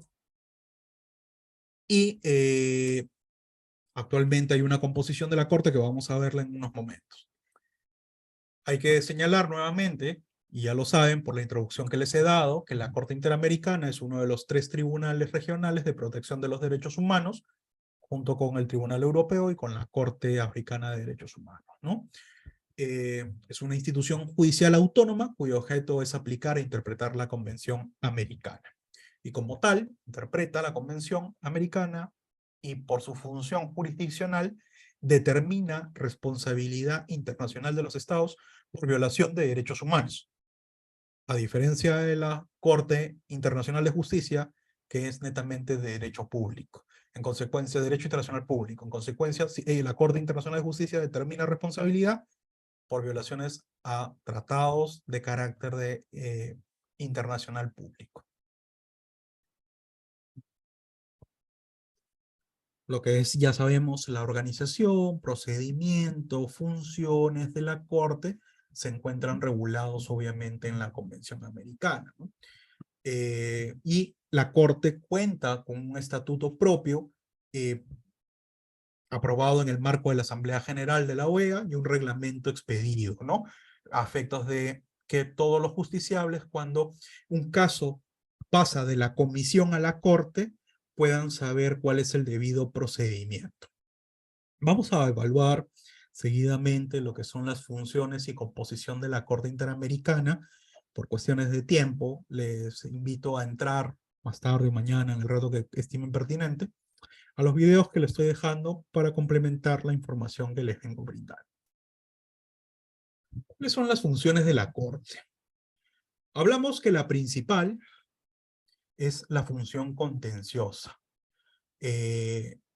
Resuelve casos contenciosos que pasan de la comisión a la Corte cuando lo amerita y tiene otra función que es el mecanismo de supervisión de sentencias. Así como la comisión tiene un mecanismo de supervisión de las recomendaciones que da, la Corte tiene un símil que es el mecanismo de supervisión de sentencias. Pero no solamente la Corte tiene una función contenciosa, sino también tiene una función consultiva. Y así como la comisión puede dictar en el marco de su investigación una medida cautelar, la Corte puede dictar medidas provisionales, que tienen la misma característica que una medida cautelar, solamente que se dan en dos momentos distintos, en el marco del sistema interamericano. ¿Okay? Uno es cuando está en el marco de la comisión en una investigación y el otro ya en el proceso contencioso que se ha iniciado ante la Corte, ¿no? La Corte, al igual que la composición de la comisión, tiene 7 especialistas, a los cuales obviamente estos especialistas son llamados como jueces nacionales de los Estados miembros de la organización, elegidos a título personal entre juristas, nuevamente ese tema subjetivo de la más alta autoridad moral, de reconocida competencia en materia de derechos humanos y que reúnan las condiciones requeridas para el ejercicio de las más elevadas funciones judiciales conforme a la ley del país del cual sean nacionales o del Estado que los propongan como candidatos. Otra regla es de que no debe haber 2 jueces de la misma nacionalidad. Esta regla también se aplica para la comisión, en el sentido de que no pueden haber 2 miembros de la comisión de la misma nacionalidad. Ahora bien, es normal de que muchos miembros de la comisión, perdón, de la Corte Interamericana, hayan sido jueces en su país en su momento. Recientemente postularon al doctor César Landa, más allá de su no muy feliz paso político en los años previos, es un constitucionalista, creo que respetado académicamente. Voy a quitar el tema político, lo digo netamente de academia. Fue postulado por el Estado peruano, no alcanzó, no fue elegido entre los miembros al momento de la votación, pero eso fue uno de los miembros parte. Nosotros tuvimos como un miembro de la Corte Interamericana hace muchos años atrás al doctor Diego García Sayá, parece. Bueno, sigamos. Los jueces de la Corte, nos dice el estatuto de la Corte, serán elegidos en votación secreta y por mayoría absoluta de votos de los estados, parte de la convención, dentro de la Asamblea General de la OEA, de una lista de candidatos propuestos por los mismos estados. Cada uno de los estados parte, y aquí se aplica la misma regla de la terna para la comisión, cada uno de los estados parte puede proponer hasta 3 candidatos nacionales del estado que los propone o de cualquier otro estado miembro de la OEA. Cuando se proponga una terna, por lo menos uno de los candidatos deberá ser nacional de un estado distinto al proponente. O sea, más o menos es muy similar a cómo se escogen a los miembros de la Comisión Interamericana. O sea, por ahí no hay tanta diferencia. Recuerdo de que unas charlas que estaba brindando me hicieron una consulta que sí es bueno a traerla a colación esta noche, en razón de que me comentaban de que los miembros de la Corte Interamericana habían politizado la Corte y tenían un perfil de izquierda, bastante de izquierda. Y que no verificaban o quizás no rendían o no se tenían las cualidades correspondientes para ser tales miembros de la Corte Interamericana. Bueno, los invito a ver el CV de cada uno de los miembros de la Corte Interamericana. No voy a hablar de todos, solamente quiero hablar de algunos, de lo que he podido investigar yo propiamente de cada actividad, de lo que venían realizando antes cada uno de ellos.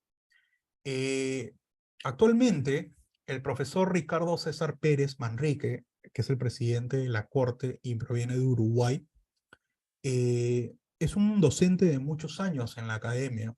Es un profesor de derechos humanos, ha sido juez en su país en su momento y dicta actualmente en la Universidad de Buenos Aires. Es un académico reconocido de muchos años de experiencia y ha sido miembro de la Comisión Interamericana con anterioridad. El doctor Eduardo Ferrer MacGregor Poisot, profesor mexicano, vicepresidente actual de la Corte, es un gran procesalista y constitucionalista mexicano. Ha escrito una cantidad de libros, ha sido profesor de la UNAM, ha sido profesor visitante de diferentes universidades, es doctor honoris causa y además tiene una lista de artículos increíble en lo que es derecho procesal constitucional, argumentación jurídica y obviamente que es una persona de reconocida trayectoria académica. Del doctor Sierra Porto de Colombia no conozco mucho, no he hecho el mayor investigación al respecto. Leí rápidamente su CV que está colgado en la página web de la Corte. Eh, bueno, y también se dedica a la academia, por lo que leí. La doctora Nancy Hernández López de Costa Rica, bueno, hace lo suyo. La profesora argentina Verónica Gómez, ella es un caso claro de que pasó de la Comisión Interamericana primero, donde trabajó por muchos años, eh, y luego se ha vuelto jueza. Es profesora también de la UBA en Buenos Aires, y dicta clases también en Chile.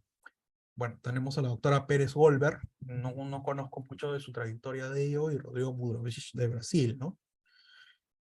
A lo que iba, y con la consulta que me hizo aquella persona en su momento, eh, obviamente que los jueces son elegidos por los países como tales.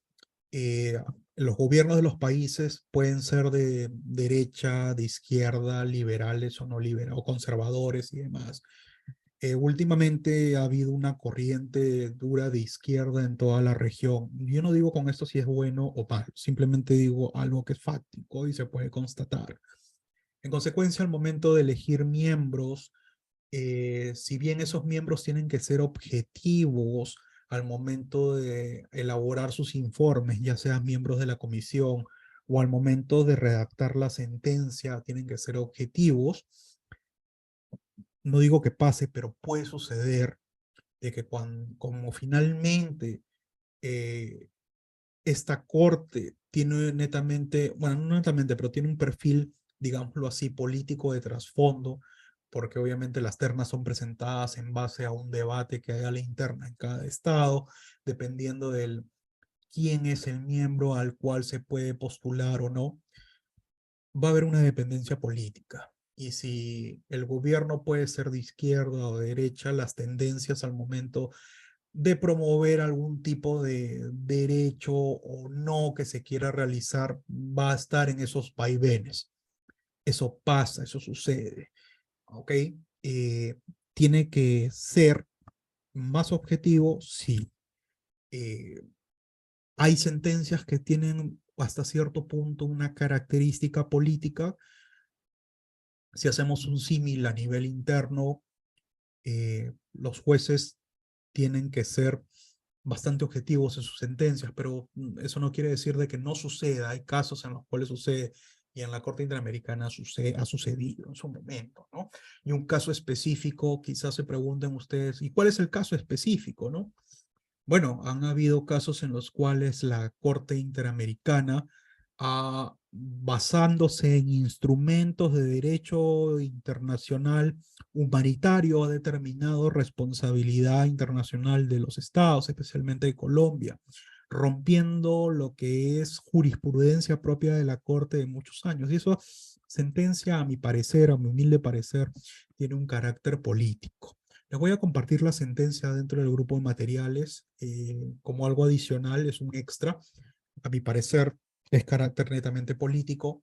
¿Por qué? Porque la Corte Interamericana y el sistema interamericano, o mejor dicho, la Corte Interamericana determina responsabilidad por violación a los instrumentos del sistema interamericano de derechos humanos. Ya les he dicho que son como 16 protocolos, convenios, convenciones, declaraciones y otros.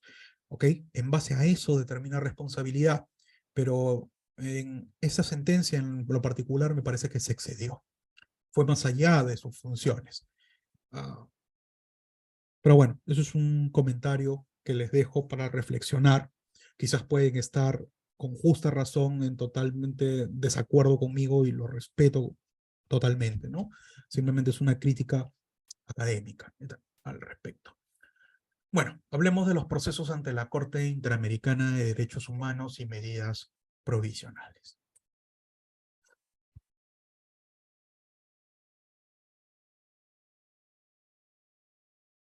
El agotamiento de la ruta procesal compleja, que es una ruta procesal compleja que inicia con una denuncia ante los órganos administrativos judiciales del país. Les comentaba hace un rato atrás sobre el caso del figurativo del pensionista de la UNP, o de la persona adulta mayor que buscaba su satisfacción, su reconocimiento de derecho a la pensión a través de en sede administrativa, y el cual no era reconocido, ¿no?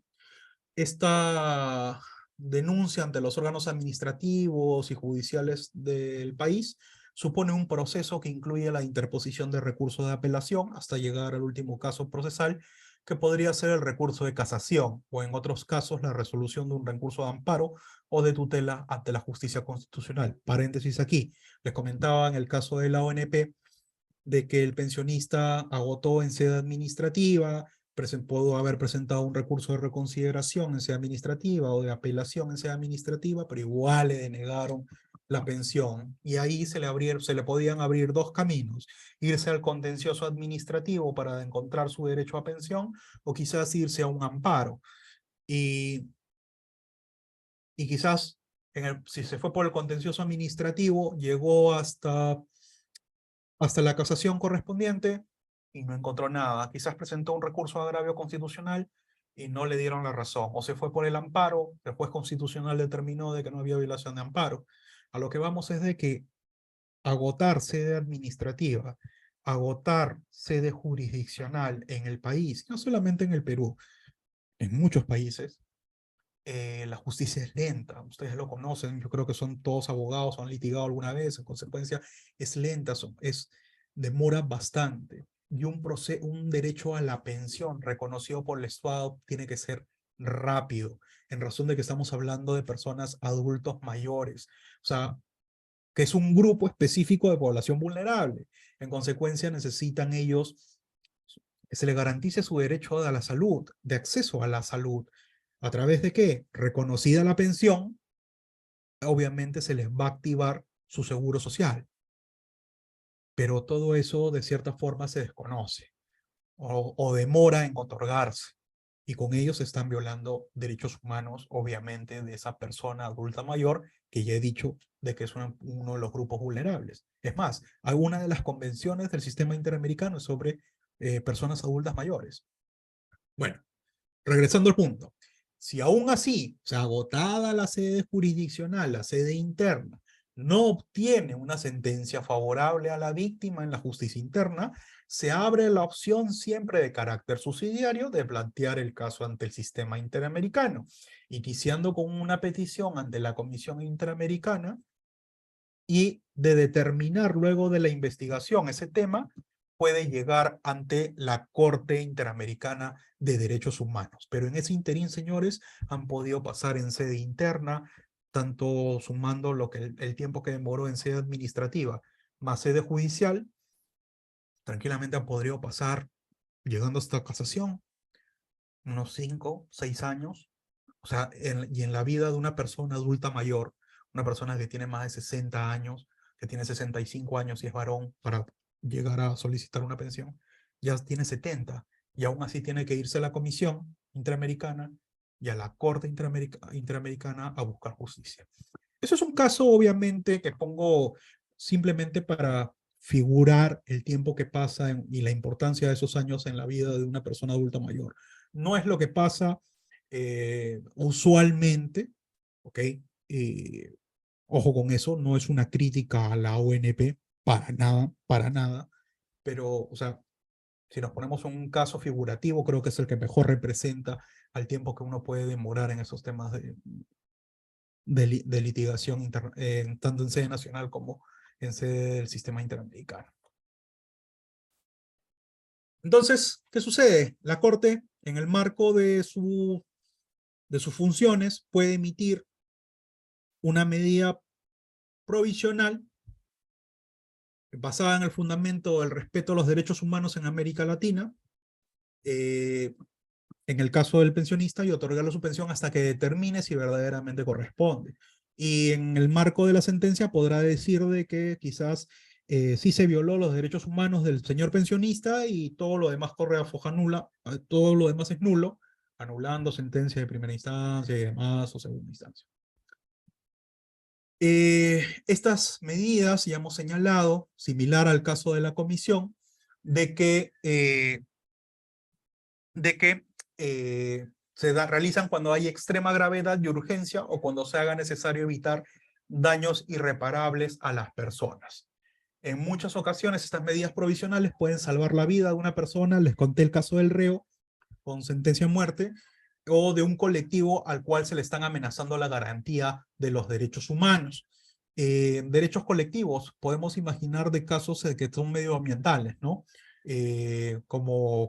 Bueno, no que llegó a la Corte, no recuerdo si Conga llegó a la Comisión Interamericana o a la Corte, pero bueno, fueron temas que pasaron. Temas medioambientales sí se han visto derechos colectivos violados.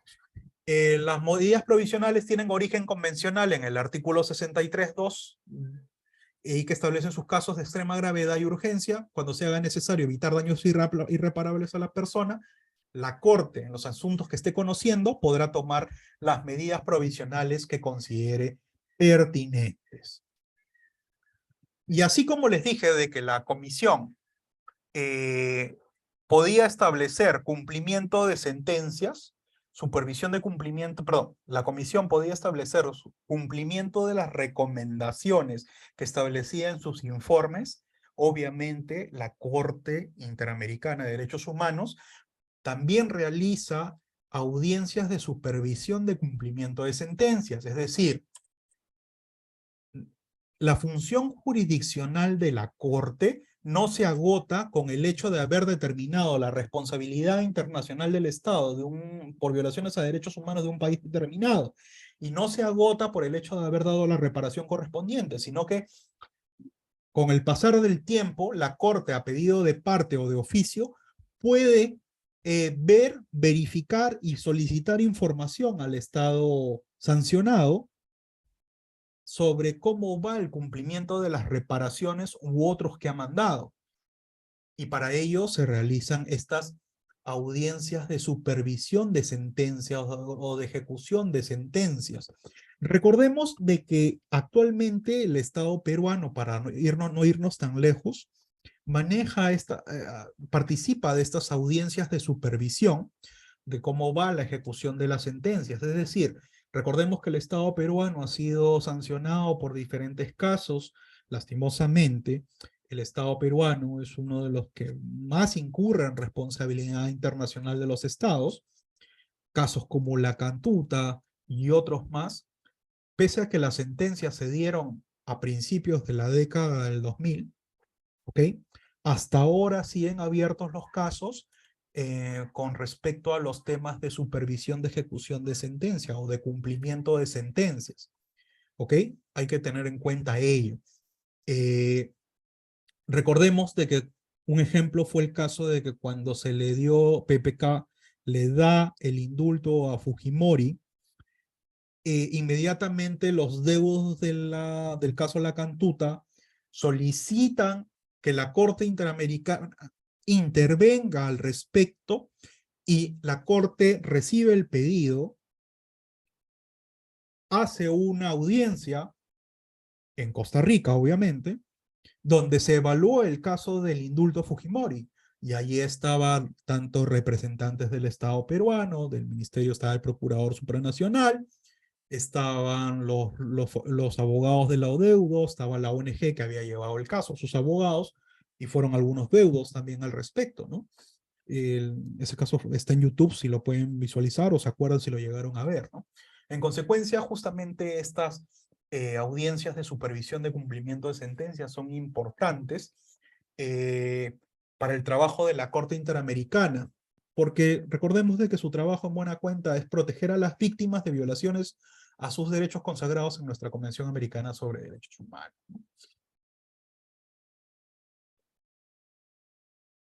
Y el cumplimiento efectivo, obviamente, de las sentencias es fundamental para el derecho al acceso a la justicia internacional.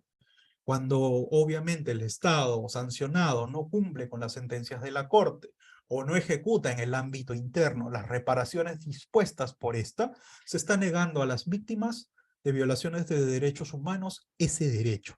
Entonces, hay que tener en cuenta algo que les dije al principio, que cuando un Estado incumple una sentencia de la Corte Interamericana, el mero hecho de incumplir la reparación o las otras órdenes que haya dado la Corte hace que el Estado vuelva a incurrir en responsabilidad internacional y puede entrar en un bucle. Ojo con eso, ¿ok? Entonces, hay que tener en cuenta estos extremos a efectos de lo que es el sistema interamericano de derechos humanos. Bueno, ya vamos llegando al final y vamos a dar unos minutos para las preguntas que puedan tener, que buenamente puedan realizar. Hablamos ahora sobre Luis, ya, bacán. Perú está dentro del sistema interamericano, se emiten sentencias, se emiten informes, hay lineamientos, y justo uno de los lineamientos que vamos a ver la próxima semana es sobre el uso de la fuerza. Pero, ¿qué importancia tiene la jurisprudencia de la Corte en la justicia interna, ¿no? Si total nosotros podemos tener una Corte Suprema, total nosotros podemos tener miembros del Tribunal Constitucional, y que son nuestras máximas cortes nacionales, por así decirlo, y qué figura representarían, ¿no? Ellos. Bueno, hay que tener en cuenta que la jurisprudencia de la Corte Interamericana de Derechos Humanos vincula derechos humanos obviamente, o derecho internacional de los derechos humanos, donde se regula la protección de las personas, grupos de personas en contra de las violaciones cometidas por los estados, ¿no? Y al regular y desarrollar en su jurisprudencia estos derechos, todos los estados miembros de la Comisión están obligados a seguir estos lineamientos. Porque en buena cuenta, cuando cuando la Corte realiza su jurisprudencia, emite sentencias, lo que hace es un control de convencionalidad para determinar si hubo violación o no de derechos humanos. Desarrolla el derecho internacional de los derechos humanos a través de su jurisprudencia, y todos los estados miembros del sistema están obligados a cumplir esos lineamientos mínimos.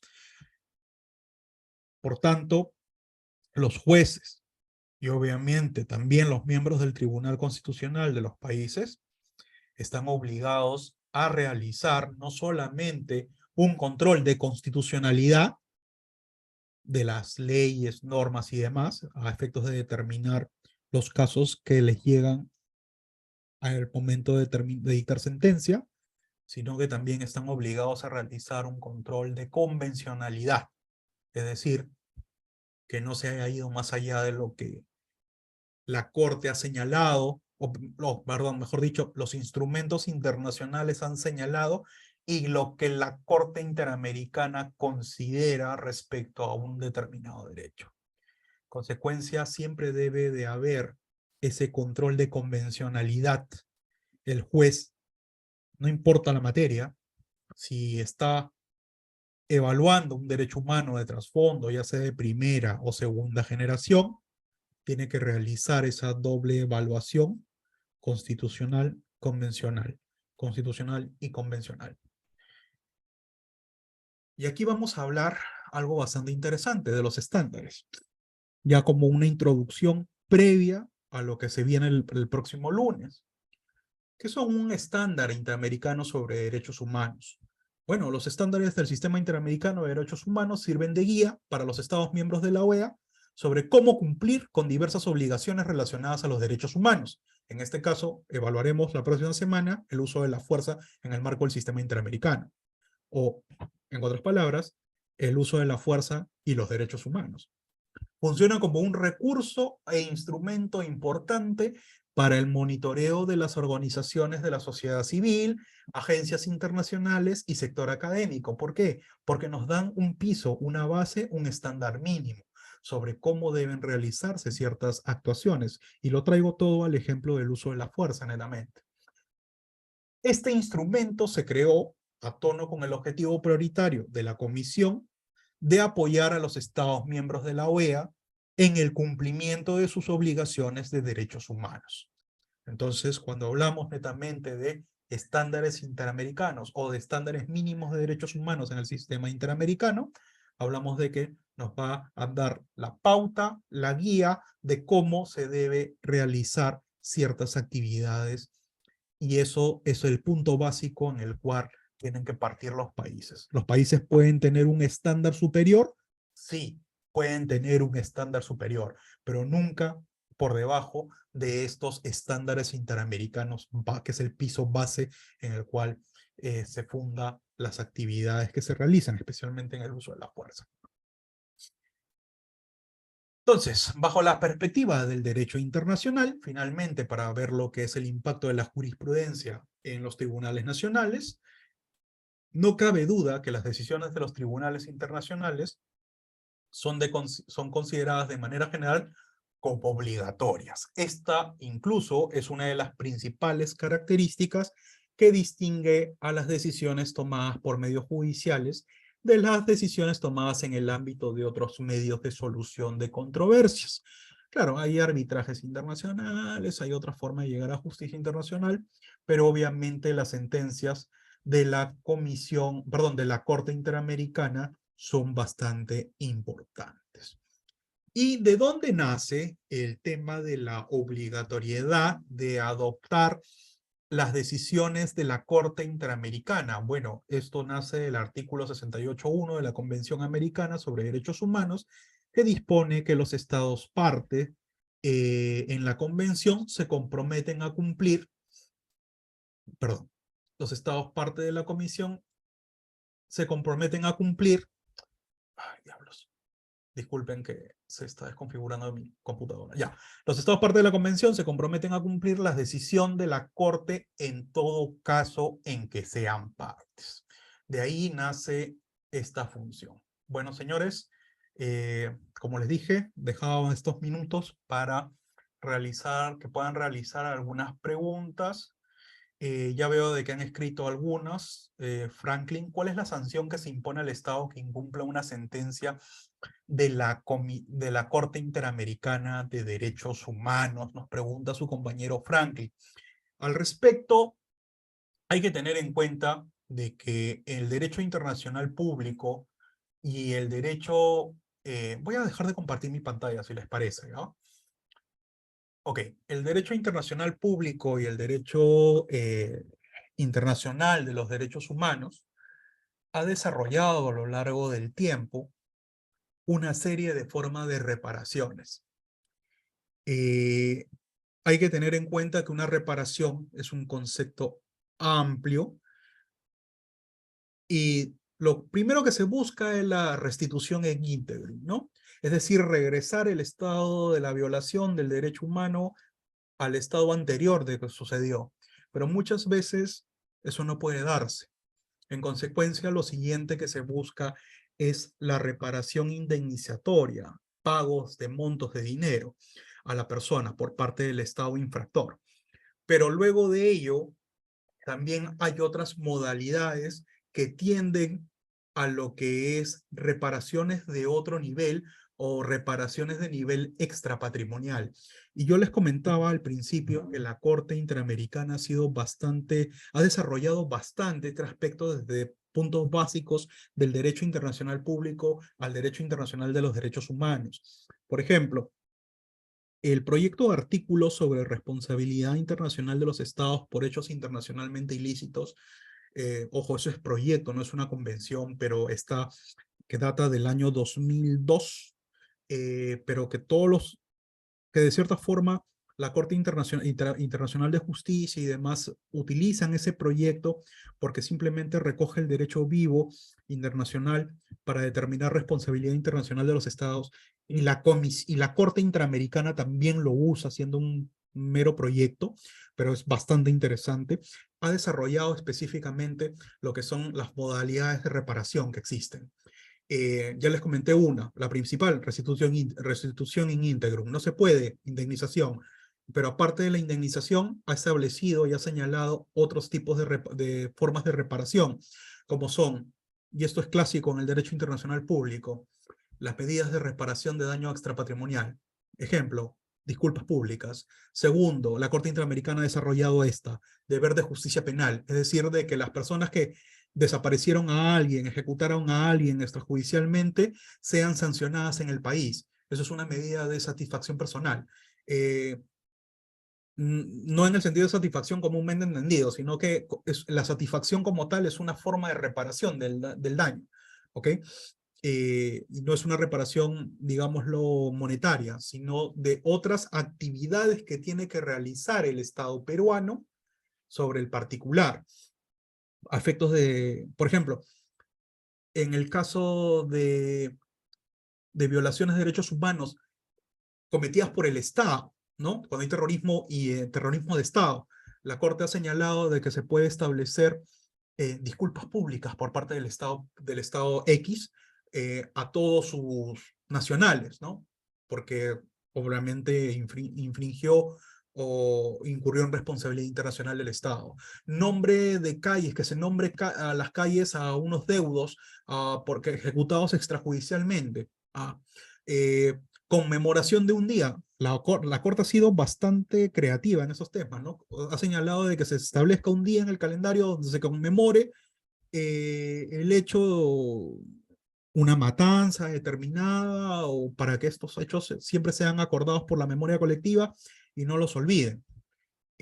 Bueno, ya dije nombre de calles, monumentos también, que se realicen monumentos. Y así, aparte de las disculpas públicas, que se dice banderas, que se den cañonazos al aire, son diferentes medidas de reparaciones que se han venido dando a lo largo del tiempo. No sé si tienen otra consulta. A ver. A ver.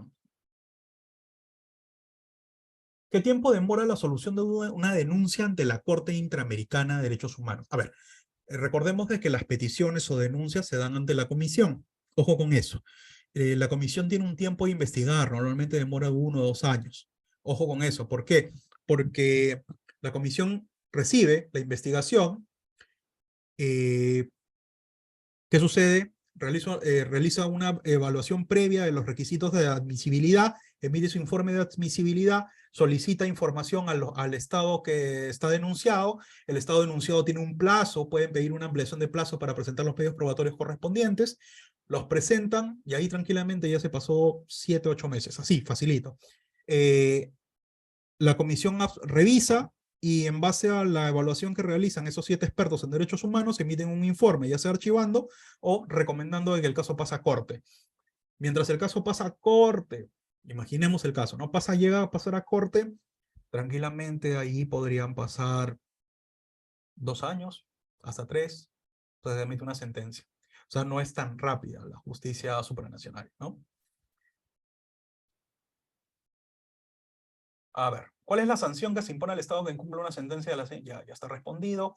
A ver, acudir al sistema regional, preguntan, sistema interamericano, ¿significa renunciar al sistema universal de protección de derechos humanos? ¿O se puede recurrir a ambos? Es decir, que el sistema universal significa una instancia superior y distinta. Bueno, les comento, no, pueden recurrirse a ambos paralelamente, eso no hay ningún inconveniente, no se tiene que agotar la vía regional para ir a la universal, para nada, los dos pueden ir paralelamente, pero tienen sus tiempos y sus formas, y unos van a demorar más que otros. Para llegar al sistema universal, obviamente hay que llegar a Cancillería y que el representante del Estado peruano ante Cancillería presente la moción ante la Asamblea General de las Naciones Unidas, y todo eso es un cúmulo de requisitos que se vuelve un poco más difícil. Creo yo, ahora William te damos el nombre, quizás es un poco más sencillo ir te damos el uso del micrófono. Creo yo de que es un poco más sencillo ir a sistema interamericano, me parece. Por favor, ¿le pueden dar aperturar el micrófono a William?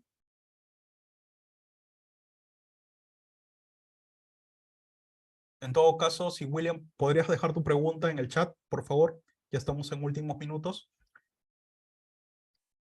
Tengo otra pregunta aquí. Si bien es cierto que el sistema interamericano es el que más se ha recurrido para garantizar la protección de los derechos humanos, ¿es viable que algún caso se aborde netamente desde el sistema universal? Dada la gravedad del caso, se va al sistema universal de derechos humanos. Recordemos de que en el caso del COVID-19, al ser una pandemia, si bien este caso no se vio directamente en las Naciones Unidas, en la Asamblea General de las Naciones Unidas, se trabajó con un brazo de las Naciones Unidas, que es la OMS, ¿no? La Organización Mundial de la Salud, y todos ellos colaboran con el Sistema Universal de Derechos Humanos, ojo con eso. o sea, el caso de COVID-19 es calientito y se vio, era una preocupación a nivel mundial por el tema de la cantidad de fallecidos que habían por la COVID-19. Y bueno, la defensa, las medidas que se dieron en el marco de la OMS para proteger la salud de las personas, es una muestra, no con la intensidad que se buscaría, pero es una muestra de ello, ¿no? De la defensa de los derechos humanos, en este caso un derecho de segunda generación, como es la salud, conjugado con un derecho a la vida, que es un derecho de primera generación. Pero se dio, ¿no? Se dio, la OMS cumplió, daba sus comunicados, su solicitud, ¿no? En el marco del derecho internacional de los derechos humanos. Bueno, no sé si William dejó su pregunta, creo que el administrador no le llegó a dar el pase, pero nada, creo que ya no hay más preguntas al respecto, y dado que ya son las 10, yo les agradezco bastante por estar presentes aquí. Es tarde y capacitarse a veces es cansado, pero los felicito por el tema y nada, la próxima semana nos vamos con todo, con el tema de los lineamientos básicos, en el tema de uso de la fuerza en el sistema interamericano. Vamos a hablar sistema interamericano, lo que ha dicho la Corte Interamericana, lo que ha dicho la Comisión Interamericana y lo que han dicho las Naciones Unidas al respecto. Así que va a estar bastante interesante y hay materiales. Conmigo será hasta la próxima semana. Muchas gracias, que tengan todos ustedes muy buenas noches.